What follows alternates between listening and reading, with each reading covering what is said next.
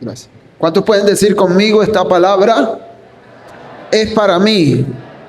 Doy gracias a Dios por la oportunidad que nos da de una vez más estar aquí en su casa. Amén. Cada vez que usted y yo tenemos la oportunidad de venir a la casa de Dios, es Dios quien nos convoca para exaltar juntos su nombre. Así que en esta mañana, dígale al que está ahí a su lado, Dios quiere hablar a nuestras vidas. Dios quiere hablar a nuestras vidas. Y hoy quiero que abras tu Biblia en la carta del apóstol Pablo a los Efesios. Carta del apóstol Pablo a los Efesios en el capítulo 6, en los versos del 12 al 13.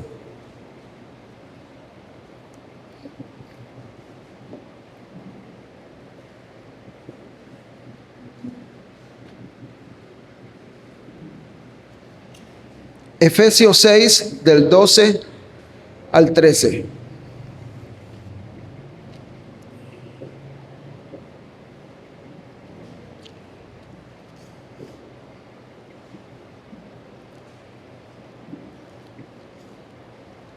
Dice así la bendita y santa palabra del Señor, en nombre del Padre, del Hijo y del Espíritu Santo.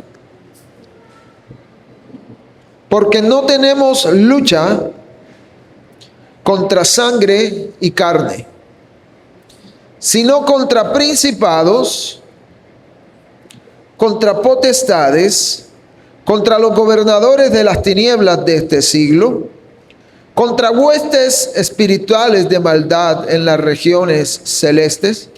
Por tanto, tomad toda la armadura de Dios para que podáis resistir en el día malo, y habiendo acabado todo, estar firmes. Diga conmigo, y habiendo acabado todo, estar firmes.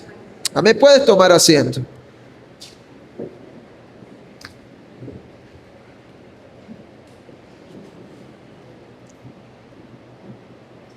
Siendo buenos lectores de la Biblia, nosotros comprendemos que la narración bíblica comienza con un conflicto espiritual entre dos reinos. Sin embargo, hay un tema que ha sido relegado a un segundo plano durante mucho tiempo. Ese tema debió ser algo prioritario para la iglesia. Y es que, mi hermano, existe un conflicto monumental entre el reino de Dios y el reino de las tinieblas. La guerra espiritual es un tema crucial. Es un tema que afecta todas las esferas de la vida. Sea que usted lo perciba o no, hay una guerra en el reino espiritual. Y la palabra de Dios insiste de manera categórica en el hecho de que nosotros, los creyentes, continuamente estamos bajo esa guerra espiritual.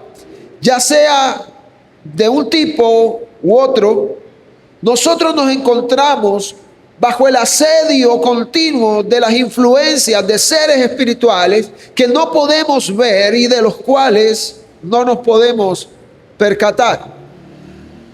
Y yo quiero comenzar hablando acerca de cómo comenzó esa guerra espiritual en la tierra. No es exactamente cuando la guerra inició, porque anteriormente al encuentro entre la serpiente con Adán y Eva, dice la Biblia que hubo una rebelión en los cielos por parte de Satanás. Pero vamos a comenzar hablando de lo que inició aquí debajo, aquí en la tierra, lo cual es la explicación a todo el mal que nosotros vemos hoy. Lo que sucedió en el huerto del Edén, la Escritura dice que a nosotros nos sigue afectando hoy. Pero antes de comenzar a narrar la guerra, vamos a definir qué es guerra espiritual. Se puede decir que la guerra espiritual es un conflicto multinivel. Es un conflicto multinivel entre el bien y el mal, que se inicia en el plano sobrenatural con la rebelión prehistórica de Lucifer en el cielo y fue transferido al plano natural con la caída del hombre. Debido a que Satanás es el autor, el iniciador del pecado, y ya que él es el Dios de este mundo, la guerra espiritual implica una batalla constante, multidimensional, contra tres factores. El mundo, que tiene que ver con el sistema de valores que no se someten a Dios, contra la carne, que es el pecado inherente a nuestra humanidad, y contra Satanás mismo, que es la personificación sobrenatural de todo lo que es malo. Y lo primero que esta definición de guerra espiritual nos permite ver es que la guerra espiritual comenzó en el cielo, antes de la creación del mundo. Se trata, mi hermano, de una batalla continua, una batalla que enfatiza, o más bien una batalla que es multidimensional, porque la guerra espiritual se libra en tres esferas de oposición: el mundo, la carne y el diablo. Y por lo general nosotros tenemos la tendencia de culpar al mundo y a Satanás de todo cuanto nos ocurre. Sobre todo cuando vivimos en una generación tan difícil como la que estamos viendo. Pero mi hermano, ni el mundo ni Satanás son nuestros principales contrincantes. La realidad es que nosotros podemos tomar a una persona, aislarla del mundo, y ese individuo todavía tiene que librar una guerra espiritual en su interior debido a la naturaleza pecaminosa que heredó de nuestros progenitores. Así que de ahí podemos entender que nuestro principal enemigo somos nosotros mismos, es decir, el pecado que mora dentro de nosotros y que se manifiesta en los pensamientos de ira, de resentimiento, de odio, de maldad, de celos, de envidias y demás cosas que frecuentan y nos asaltan y que detonan una batalla en nuestro mundo interior. Ninguna palabra o acción sale de nuestros labios sin que antes haya sido procesada en nuestra mente. La Escritura dice en Santiago 4:1, ¿qué es lo que causa las disputas? ¿Qué es lo que causa las peleas entre ustedes? ¿Acaso no surgen de los malos deseos que combaten? ¿Dónde? En su interior. Dice la Biblia, desean lo que no tienen, entonces traman y hasta matan para conseguirlo. Envidian lo que otros tienen, pero no pueden obtenerlo, por eso luchan y les hacen la guerra para quitárselo. Sin embargo, no tienen lo que desean porque no se lo piden a Dios. Mi hermano, la oposición proviene en primer lugar de nuestra carne, luego del mundo de pecado que nos rodea y finalmente de la mano de Satanás, que también tiene un rol que jugar en nuestra contra. Y como ya hemos dicho, la mayoría de los creyentes viven poco apercibidos de lo que es la guerra espiritual. Hay un mal concepto de guerra espiritual en nuestras congregaciones. Hay un concepto que se ha venido gestando a lo largo de mucho tiempo. Pero nosotros debemos estar apercibidos de lo que la Biblia dice que es la guerra espiritual. Y a pesar de que tenemos textos bíblicos muy claros, muy concluyentes sobre este tema, mucha gente se da por el que no sabe que todos los días libra una guerra espiritual. Y uno de esos textos es el que leímos en principio, que dice, porque nuestra lucha no es contra sangre y carne, sino contra principados, contra potestades, contra los poderes de este mundo de tinieblas, contra las fuerzas espirituales de maldad en las regiones celestes. Y ese pasaje es muy conocido, y yo sé que muchos se lo saben de memoria. Sin embargo, son pocos los que se detienen a reflexionar en las implicaciones de esta importante declaración bíblica. Lo primero que Pablo destaca es que para hacernos ver la oposición de que todo creyente está en una guerra espiritual, él usa una palabra que repite, una preposición, la preposición contra, y la repite varias veces en el mismo versículo. Note cómo el apóstol dice que nuestro mundo es un mundo de tinieblas que está contra nosotros, refiriéndose con esto al mundo de pecado en que vivimos. Asimismo, las fuerzas espirituales que nos asedian son descritas en este pasaje como fuerzas espirituales de maldad. En otras palabras, nos dice que la naturaleza misma de todas las fuerzas de oposición al cristiano es el mal. Todas esas fuerzas de oposición viven continuamente tramando y haciendo guerra en nuestra contra, porque no hay nada bueno en su naturaleza. Y como si todo lo anterior no fuera suficiente, dice la Biblia que esas entidades están en regiones celestes. ¿Qué implica para nosotros que ellas estén en regiones celestes? Que nosotros somos incapaces de penetrar los lugares donde esas fuerzas existen y ver exactamente de qué manera se desarrollan y de qué manera operan. Detrás de todo cuanto nos rodea, hay una realidad mayor que frecuentemente nuestros ojos naturales no perciben. Pero es necesario que nosotros como iglesia conozcamos si queremos triunfar en la batalla contra el pecado. Ahora, si algo nosotros sabemos por la Escritura es que Dios mismo preparó el escenario donde esa guerra espiritual iba a tener un lugar. Y lo afirmamos porque el relato bíblico revela que desde antes de la fundación del mundo, Dios conocía que una rebelión iba a ocurrir. De hecho, en dos ocasiones distintas se habla en la palabra de Dios de que Cristo es el Cordero inmolado que estaba preparado desde antes de la fundación del mundo. Mi hermano, y si Cristo estaba preparado desde antes de la fundación del mundo, es porque Dios sabía de antemano que iba a ocurrir una revelación que iba a requerir la muerte de Cristo y su posterior resurrección para terminar con esa rebelión.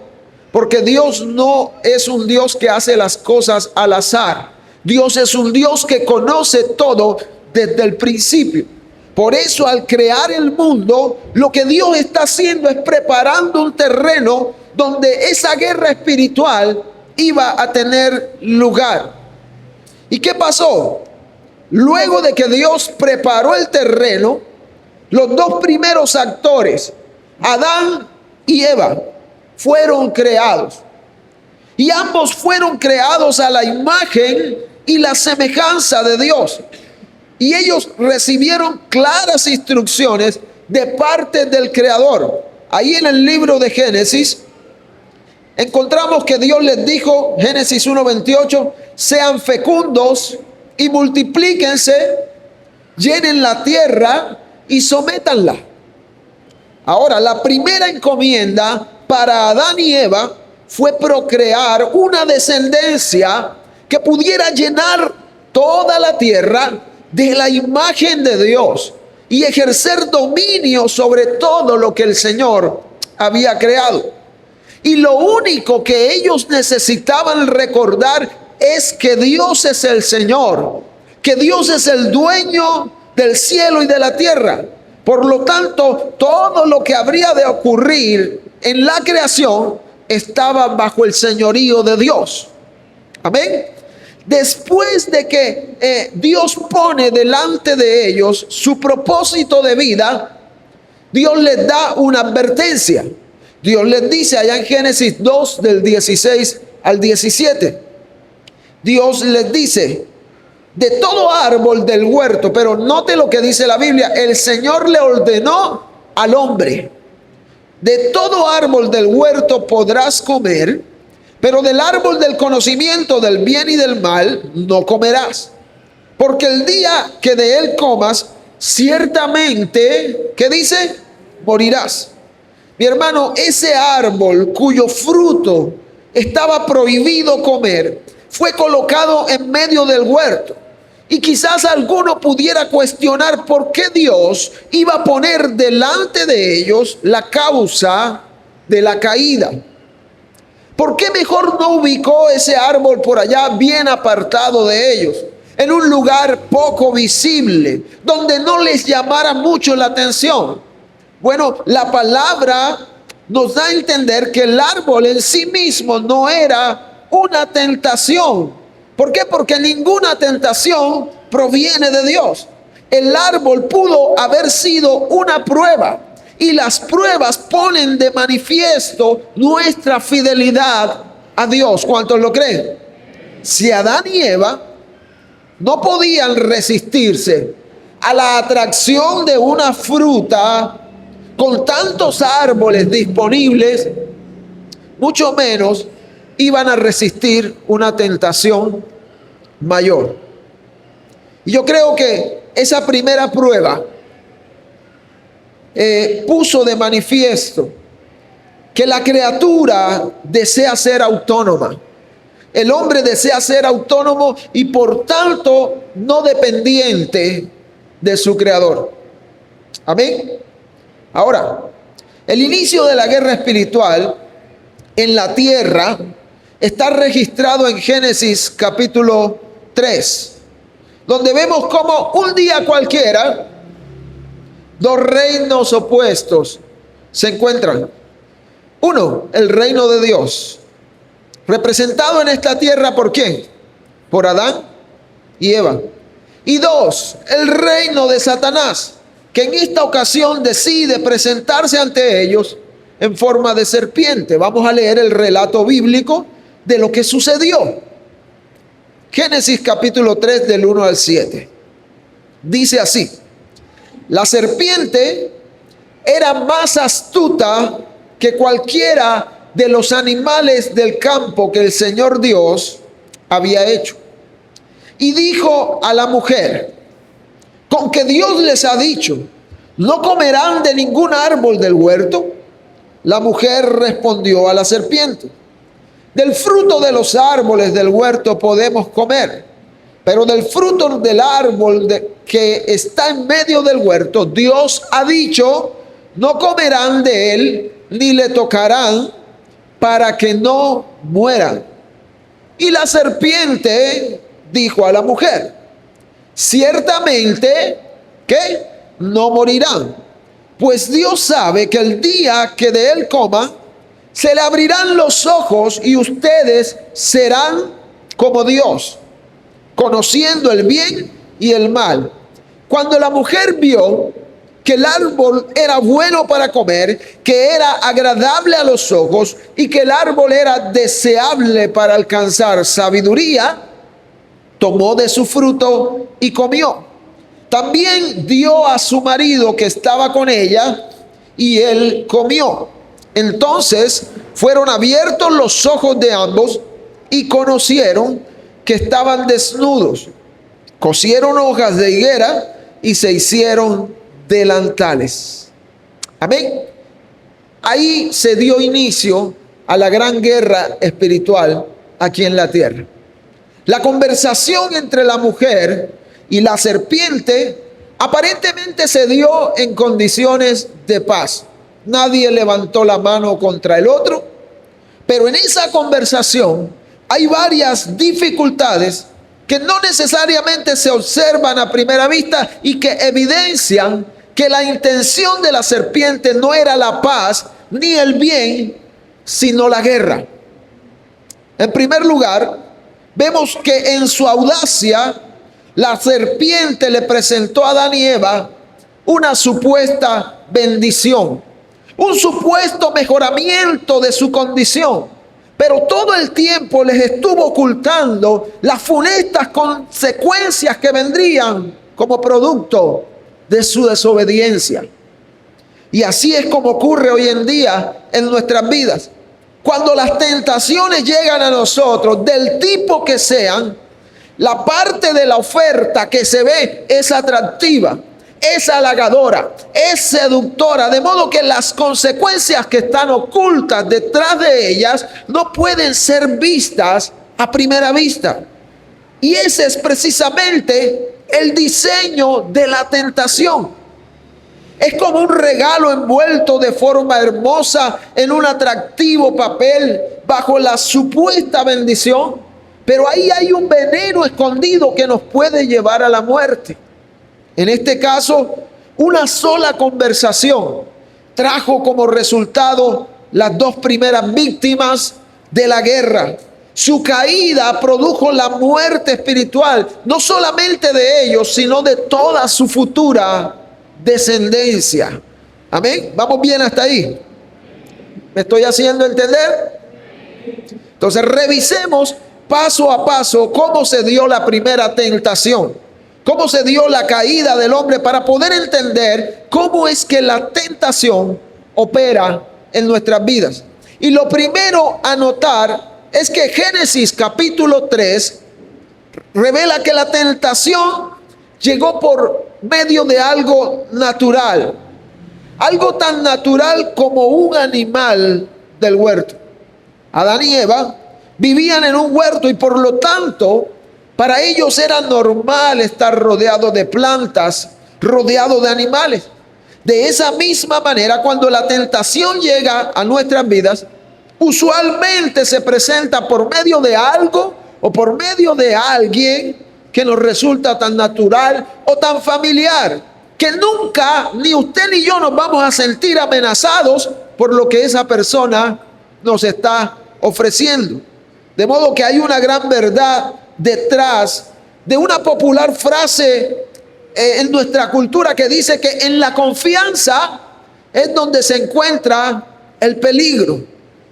Y es que Satanás sabe muy bien cómo hace las cosas, porque cuando él decide tentar a Adán, la oferta se la hizo por medio de ¿quién? De Eva. ¿Por qué? Porque ¿qué podría ser tan natural para Adán como su propia esposa?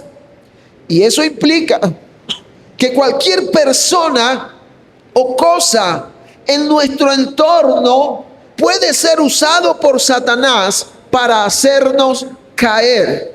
Amén. Tanto que hay en uno de los libros de los profetas menores, dice la escritura que ni aún confíes en la que duerme a tu lado. Eso es difícil de asimilar en principio, pero lo que Dios nos quiere transmitir es que la tentación puede venir de quien menos nosotros lo esperamos. ¿Cuántos dicen amén? Por eso note que en Génesis capítulo 1 dice que la tentación vino a través de la serpiente, que era más astuta que cualquiera de los animales del campo que el Señor había hecho. Y ese detalle no está ahí como para pasarlo por alto.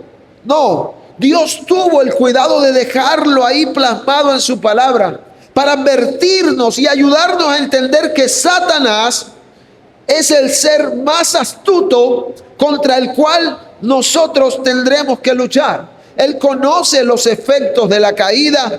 Él conoce muy bien cuáles son nuestras debilidades. Él sabe cómo puede usar esas debilidades en nuestra contra. Por eso debemos estar siempre alerta para no dejarnos engañar por el diablo. Porque observe la forma como Satanás abordó a Eva, nos dice mucho cómo él actúa. Lo normal hubiese sido que él se acercara primeramente a Adán, porque en realidad su objetivo no era Eva, el objetivo era Adán. Y Eva pudo haber caído, pero si Adán no caía, Dios podía comenzar nuevamente con Adán, porque fue con él con quien dio inicio a todo cuando de su costilla, dice la Biblia, formó a Eva. De hecho, en el libro de Romanos, en el capítulo 5, en el versículo 12, dice que el pecado entró en el mundo por medio de ¿quién? De un hombre.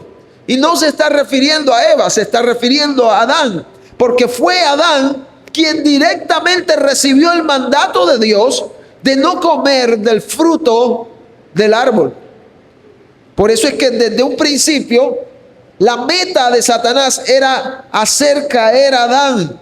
Sin embargo, Satanás sabía que él no podía ir directamente donde Adán, porque era muy probable que su plan resultara muy obvio. Y en su astucia, Satanás sabía que la mejor manera de llegar hasta Adán era de forma indirecta a través de Eva. Y esa es la misma estrategia que utilizó con Job. Cuando Job está atravesando por uno de los momentos más difíciles de su vida, su esposa le dice: ¿aún conservas tu integridad? Maldice a Dios y muérete. Claro, mi hermano, porque ¿quién va a sospechar de la persona que se supone tiene nuestro mayor bien en mente? ¿Quién va a sospechar de la persona que tiene a su lado? Nuestro primer instinto nunca sería ver a nuestro cónyuge como un instrumento de Satanás. Pero en ambos de estos casos, así fue. Y lo mismo podríamos decir de Sara. Cuando le dijo a Abraham: Abraham, yo tengo una criada ahí, ve y acuéstate con ella porque necesitamos que se cumpla la promesa que Dios nos dio. Mi hermano, la tentación puede venir de quien menos nosotros lo esperamos. Díselo al que tienes a tu lado: ojo, la tentación puede venir de quien menos tú lo esperas. Amén. ¿Y sabe cuál fue la estrategia? Présteme atención a esto. ¿Sabe cuál fue la estrategia de Satanás? Y que hasta hoy ha sido su mayor arma en esta guerra espiritual: distorsionar la palabra.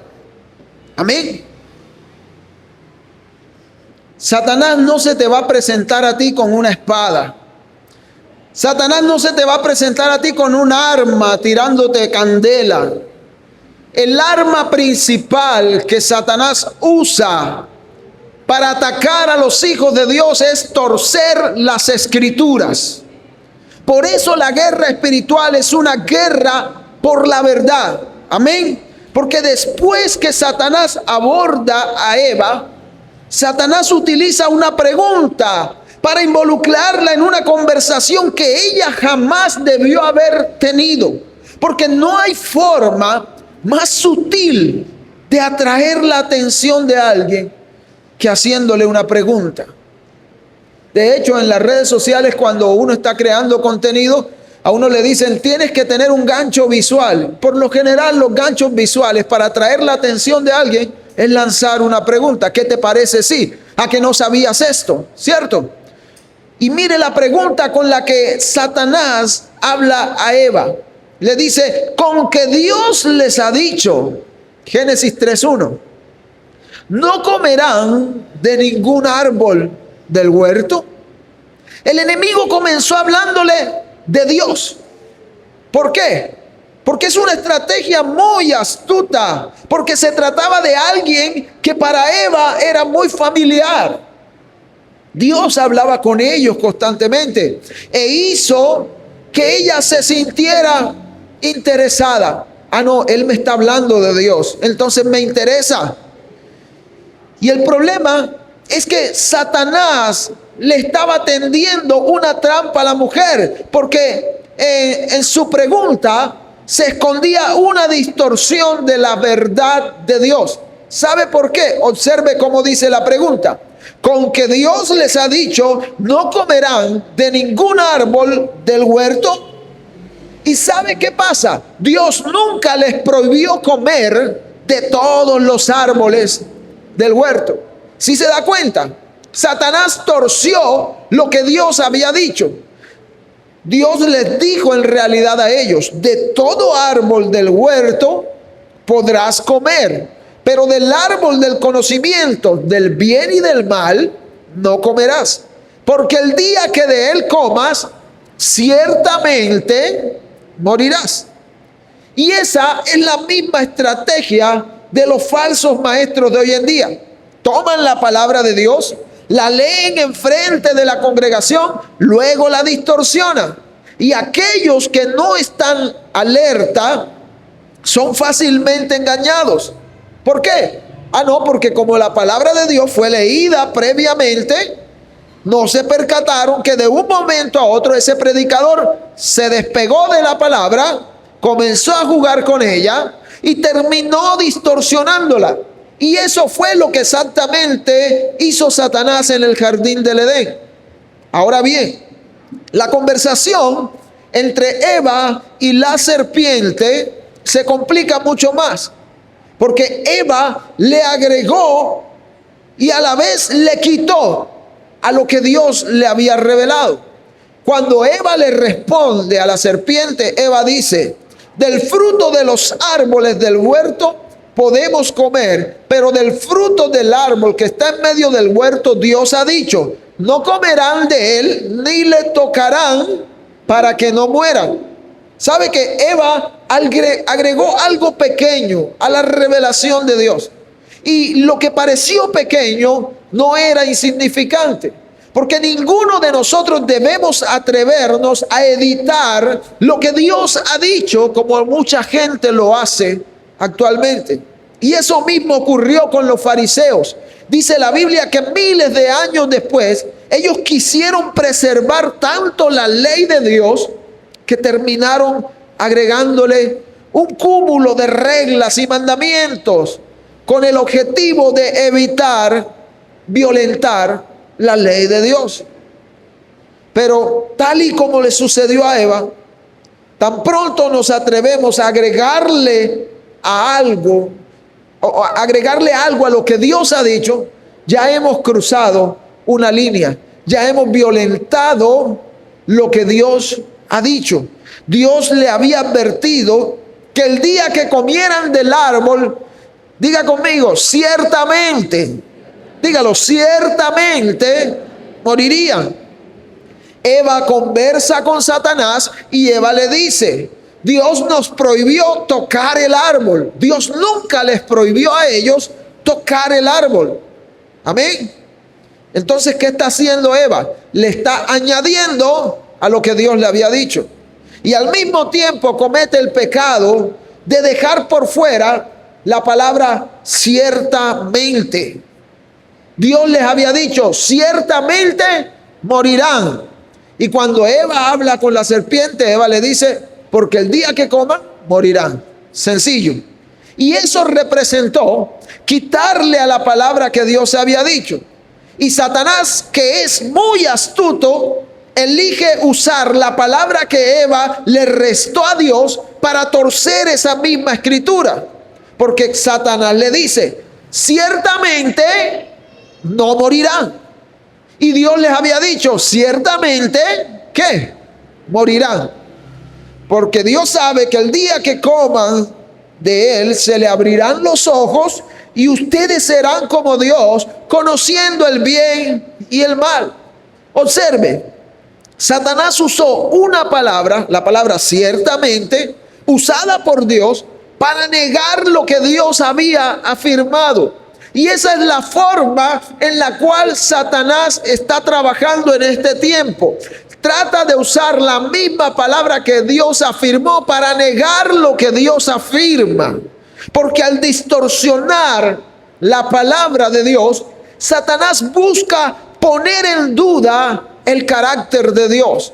Ese es su propósito. Estratégicamente usa palabras que resultan familiares a Eva para con ellas cuestionar la bondad de Dios.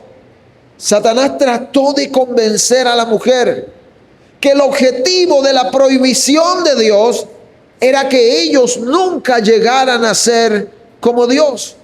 Por eso Satanás les presenta la tentación: coman del árbol.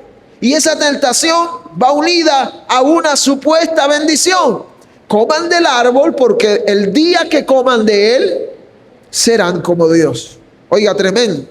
Dice la Biblia en Génesis 3:6, cuando la mujer vio que el árbol era bueno para comer y que era agradable a los ojos y que el árbol era deseable para alcanzar sabiduría, tomó de su fruto y ¿qué hizo?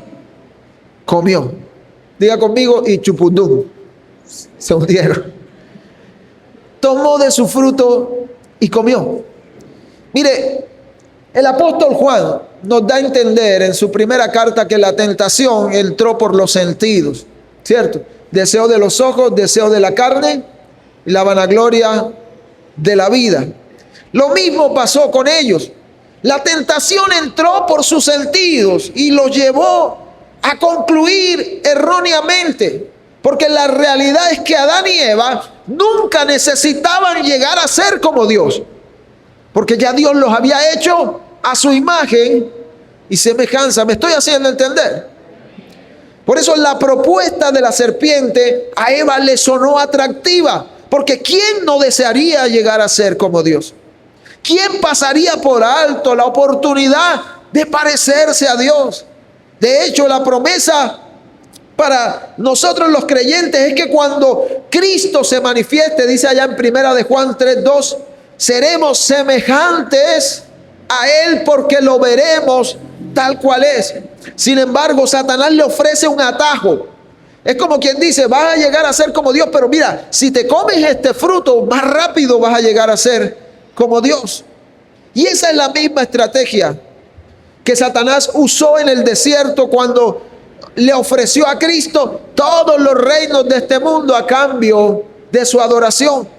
Pero en este caso, Eva no supo discernir que estaba frente a una tentación y terminó desobedeciendo a Dios, pensando que en todo momento, si comían de ese fruto, ellos iban a estar recibiendo una bendición. Y así nos pasa a muchos de los cristianos hoy en día. Corremos detrás de muchas cosas que nosotros creemos que son bendición, y lo que hacemos es que estamos corriendo hacia el matadero, porque estamos siendo tentados y no nos damos cuenta porque tenemos nuestros ojos puestos en la ambición, en la supuesta bendición.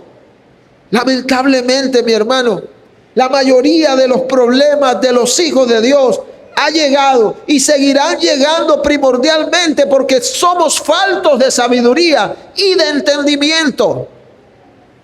Si conociéramos bien la palabra de Dios, si discerniéramos bien correctamente en base a lo que está revelado aquí en la palabra, no hay duda que siempre que nos tocara decidir entre el bien y el mal, nosotros escogiéramos el bien.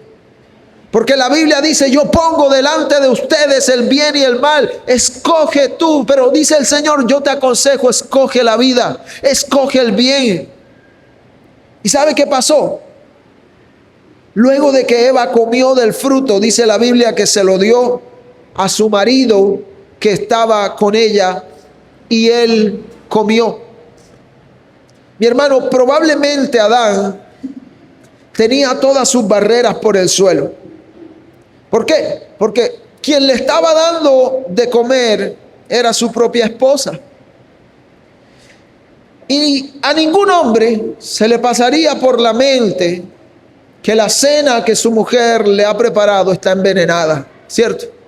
A ninguno. Nadie pensaría, es que lo que mi mujer me preparó me va a llevar a la muerte. No. Y en realidad no sabemos con exactitud lo que Adán estaba pensando en ese momento, pero no hay duda que Adán no supo permanecer firme en la posición que Dios le había entregado. ¿Cuál era la posición que Dios le dio a Adán? Una posición de gobierno. Por eso desobedeció y tomó del fruto prohibido. Por eso dice la Biblia en el versículo 7 de Génesis 3, que tan pronto eso ocurrió, fueron abiertos los ojos de ambos y conocieron que estaban desnudos, cosieron hojas de higuera y se hicieron delantales. En otras palabras, Adán y Eva pasaron de estar en contra a estar unidos a la rebelión de Satanás. Y como resultado se produjo la adquisición de una naturaleza pecadora que eventualmente sería pasada a sus futuros descendientes. Una rebelión que probablemente ocurrió en el interior de Eva antes de que mordiera el fruto. Y aunque la palabra de Dios no lo revela, dice la Biblia que tan pronto ella codició en su mente aquello que Dios había prohibido, ya estaba yendo en contra de lo que su creador le había ordenado. ¿Y por qué decimos esto? Porque más adelante, en el Nuevo Testamento, en Mateo 5:28, Jesús dijo que todo el que mire una mujer para codiciarla, ya cometió adulterio con ella en su corazón. Eva codició antes de comer, es decir, pecó antes de comer del fruto. Así como nosotros pecamos porque somos pecadores y no al revés, entendemos que Eva comió del fruto porque ya había pecado en su interior. Entonces dice la Biblia que Adán y Eva pasaron de la sumisión a Dios a una rebelión contra Dios. Entonces Satanás, con estos dos nuevos aliados, expandió su guerra espiritual del cielo a la tierra.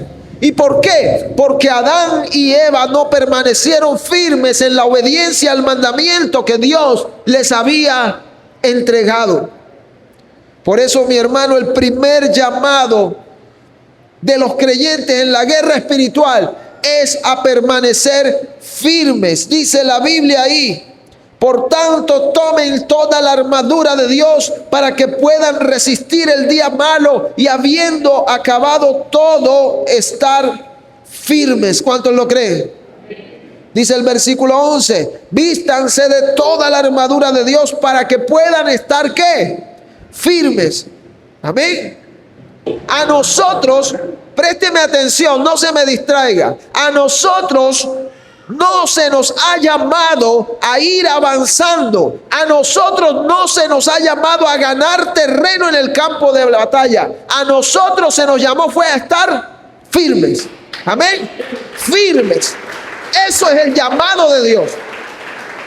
Muchos han malinterpretado la guerra espiritual y se toman tan a pecho la guerra espiritual que creen que son ellos los que le van a vencer a Satanás, y se les olvida que ya Cristo lo venció en la cruz.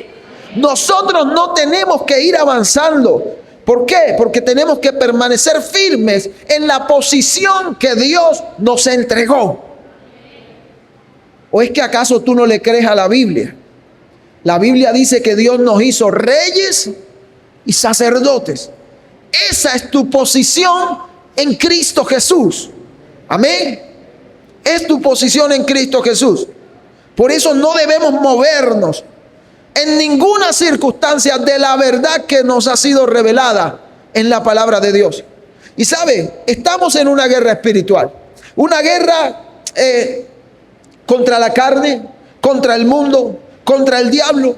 Y la primera estrategia que el enemigo va a usar para atacarte es y él va a ser muy astuto, y es torcer la verdad de Dios, cambiar la verdad de Dios, transformando nuestros pensamientos, cuestionando el carácter de Dios, haciéndonos creer que las intenciones de Dios no son buenas.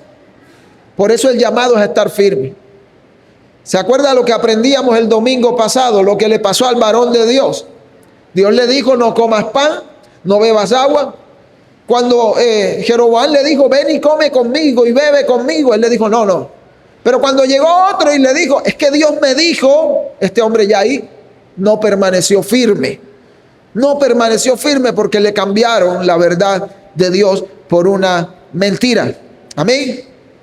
Y eso es lo que el diablo busca: hacernos creer que las intenciones de Dios no son buenas. Por eso tenemos que estar firmes, no movernos de la posición donde Dios nos ha colocado, obedecer sus mandatos, porque cuando conocemos la palabra, cuando la guardamos, nosotros vamos a estar seguros de las tentaciones que se nos presenten, ya sea por el mundo, ya sea por la carne, o ya sea por el mismísimo Satanás. ¿Cuántos dicen amén? Entonces, mi hermano, esta era la palabra que quería hablarte en esta mañana.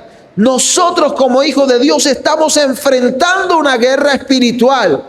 Dice la Biblia que es en los lugares celestiales. Y si no podemos, porque somos humanos, entrar a los lugares celestiales desde aquí de la tierra, con el conocimiento que Dios nos ha dado en su palabra, tenemos toda la estrategia para poder vencer al enemigo. Por algo aquí en el libro de Efesios dice que esta palabra es la espada. Amén. Por algo en el libro de Efesios dice que es con fe, que es a través del escudo de la verdad. Amén. Es a través del escudo de la fe, perdón. Y es a través de esta palabra que es la espada del Espíritu. Y ahí en el versículo 18 dice, orando en todo tiempo. Nosotros no vamos a ganar la lucha por nuestras fuerzas. Esa lucha le compete al Señor. Y a lo largo de toda la escritura, el Señor le dijo a Israel, estén quietos, estén firmes y contemplen lo que Dios va a hacer con ustedes. Por allá en el libro de Crónicas les dijo, estén quietos y vean lo que el Señor hará por ustedes hoy, porque la batalla es del Señor, no es de ustedes. Amén. Por eso dice la Biblia aquí en este versículo 12, porque no tenemos lucha contra sangre y carne, sino contra principados. Y dado de que estamos en un reino terrenal y la lucha se da en un reino espiritual, la batalla le compete al Señor. Y nosotros debemos quedarnos firmes en la verdad que Dios nos ha sembrado en el corazón para confiar en esa verdad y ver lo que Dios va a hacer en favor de su pueblo. Bríndele un fuerte aplauso al Señor en esta mañana. Amén. ¿Cuántos creen que Dios es bueno? ¿Cuántos creen que con Cristo somos más que vencedores? Pero es con Cristo, no sin Él. No luches la guerra espiritual solo. No permitas que el diablo te cambie la verdad de Dios y transforme tu manera de pensar. ¿Sabe qué dice la Biblia en el libro de Romanos, capítulo 1? Del pecado de nuestros antepasados. Lo grave de su pecado fue que cambiaron la verdad de Dios. ¿Por qué? Por la mentira. Y eso lo hace Satanás desde el principio. Satanás siempre va a torcer la verdad que Dios te ha dicho y te la va a presentar con una mentira. ¿Y sabes algo? Si le toca usar la misma palabra para decirte una mentira, él va a torcer lo que aquí dice y va a usar incluso las palabras de Dios para que tú creas algo que no es la forma en como Dios lo dijo en su palabra. ¿Por qué? La Biblia dice, Él es más astuto que todos los animales que habían en el huerto. Tenemos un enemigo que trabaja con astucia. Y la única forma de poder vencerlo es resistiendo. Amén. En la estrategia militar por ocasiones se le da la orden al ejército de que avancen. ¿Es así o no es así, hermano? Pero siempre se vence resistiendo. Amén. Siempre se vence resistiendo. Bueno, no sé si en el ejército también funciona así, pero en el reino de Dios, en el ejército de Dios, la victoria la tenemos es resistiendo hasta el final. Por eso la Biblia dice en Apocalipsis, sé fiel hasta la muerte. Y entonces el Señor te dará una corona de vida. Amén. Sé fiel hasta la muerte. Por eso Santiago dijo, sométanse a Dios y resistan. Ahí no dice sométanse y ataquen. Usted no tiene por qué estar atacando al diablo. El Señor lo venció y Él se encarga de pelear por usted. Usted solamente resista. Usted solamente resista y Dios le dará la victoria. Amén. Dios le dará la victoria. Porque a veces creemos que la lucha es de nosotros. No, la batalla es de nuestro Señor. Y Él es el que pelea por nosotros. La Biblia dice, Jehová peleará por ustedes y ustedes estarán, dígalo, tranquilos. Amén. Estarán tranquilos. Y qué bueno que hoy podemos tener la certeza y la confianza de que el Señor pelea por nosotros en todas las áreas de nuestra vida. ¿Por qué? Porque ya Cristo en la cruz del Calvario libró la batalla más grande que se ha librado en toda la humanidad. Y dice la Biblia que despojó principados, potestades y los exhibió públicamente y triunfó sobre ellos en la cruz del Calvario. ¿Y sabe qué dice el libro de Hebreos? Que esa victoria fue eterna. Esa victoria fue eterna. Amén. Lo que pasa es que el diablo anda dando pataletas de ahogado. La Biblia dice que él anda como león rugiente buscando a quien devorar, pero en el versículo siguiente dice, pero ustedes lo resisten en la fe. Y dice ahí la Biblia, una fe común junto con todos los hermanos en toda la tierra. Mi hermano, que lo que nos mantenga unidos y firmes sea la fe en nuestro Señor Jesucristo. Por eso todos los días cuando ores, dile, Señor, aumenta mi fe. ¿Para qué? Para que pueda resistir. Para que pueda resistir. Observe que la Biblia en la armadura de Dios en Efesios comienza hablando es del escudo de la fe. Amén. Y termina hablando con un instrumento de su armadura que muy pocos tienen en cuenta, el cual es la oración. Entonces sabemos que tenemos la victoria. Cristo venció por nosotros. No dejemos que el diablo nos tuerza la verdad. Y se dará cuenta que el día de mañana usted podrá decir como Pablo, he peleado la buena batalla, he acabado la carrera y ya solo me espera la corona de vida que está preparada para los que aman la venida del Señor. Colóquese en pie en esta mañana, cierre sus ojitos ahí donde está y dele gracias al Señor porque Él pelea por usted. Dele gracias al Señor porque Él cuida de usted. Cierre sus ojos, levante sus manos ahí donde está y dígale, Señor, muchas gracias, porque hoy entiendo por tu palabra, Señor, que aunque estamos en una guerra, tú nos pides que nos mantengamos firmes, que aunque estamos en una guerra, tú quieres, Señor, que nos mantengamos en una posición y es la que tú nos has dado. Y sabemos que en esa posición con Cristo somos más que vencedores. Y sabemos que en esa posición con Cristo, si Dios es por nosotros, ¿quién contra nosotros? Y sabemos que en esa posición con Cristo, ningún arma forjada contra nosotros prosperará.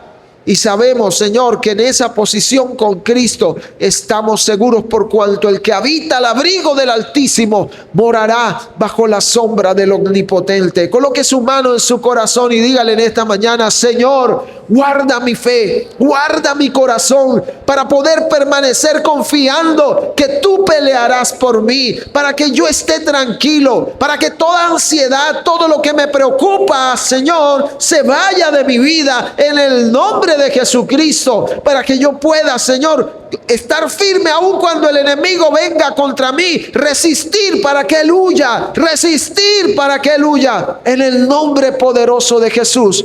Te ruego, Señor, que cuides de tu iglesia. Te ruego, Señor, que preserves la fe de tus hijos, que nos ayudes a mantenernos en la posición, que no seamos, Señor, como Adán, como Eva, que se les olvidó que ya tú los habías hecho a su imagen. Hoy nosotros recordamos, Señor, que tú nos has dado una promesa de que seremos como tú, pero no permita, Señor, que nuestro corazón se desvíe detrás de poder alcanzar esa promesa a través de los medios equivocados. Ayúdanos, Señor, a entender que lo único que tenemos que hacer es perseverar, perseverar hasta que Cristo venga, perseverar hasta que Cristo venga. Hoy damos a ti la gloria y damos a ti la honra en el nombre poderoso de Jesús. Amén y amén. Bríndele un fuerte aplauso al Señor. Dios les bendiga grandemente. Puede tomar asiento en esta mañana.